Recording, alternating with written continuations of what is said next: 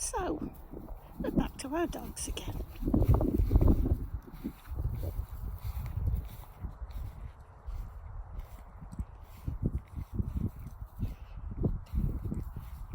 And we're on another walk on the Vardra, with the hills of Snowdonia in the distance.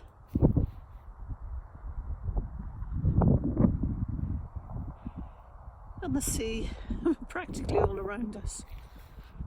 And we're going to think about learned helplessness. My dogs are good at that, really good at learned helplessness. They've learned that as long as they show they can't do something, then I'll do it for them. And I do a lot for my dogs because I love them very much. But when it comes to children, and ourselves even, if we've had a child who's got alternative learning needs, if they learn differently to others, so they may be neurodivergent and maybe have physical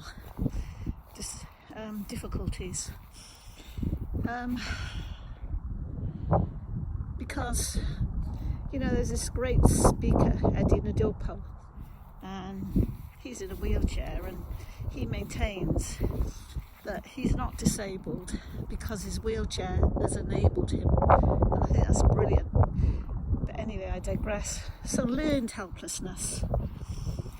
Learned helplessness is when we learn from the way that others react to maybe our child, that we just can leave it to them because we've learned to be helpless, and we hope that they'll do it for us because we've got this child that we didn't expect to have, and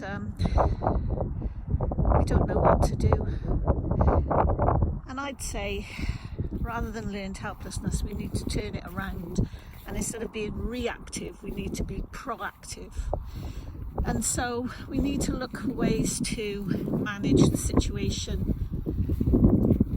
I was talking to somebody from Canada yesterday, and she contacted me because she's got a child, age 2, who desperately needs a wheelchair, and her insurance won't pay for it, and she can't seem to find any funding, and she was very tearful. And, you know, I said to her, let's turn this frown upside down. Let's be proactive. Let's not react to what we think we can't do, and let's see what we can do. So what you can do is you can form a GoFundMe page. You can write all about your gorgeous child on that fund page. You haven't got to show pictures or anything. You could even highlight the awful people who've actually said they can't give you the money. And you can try a GoFundMe page to get that wheelchair for your son. So it's about turning things around, and it's about changing from learned helplessness into proactivity. And as much as, to be honest, pets will always rely on us, children don't have to rely on us. If we find out where they are and we take little tiny steps maybe as to where they can go. So it's always about where they are, what they can do. It's never, ever about what they can't do. This is a beautiful day. A beautiful, beautiful day. And we are so fortunate to be alive.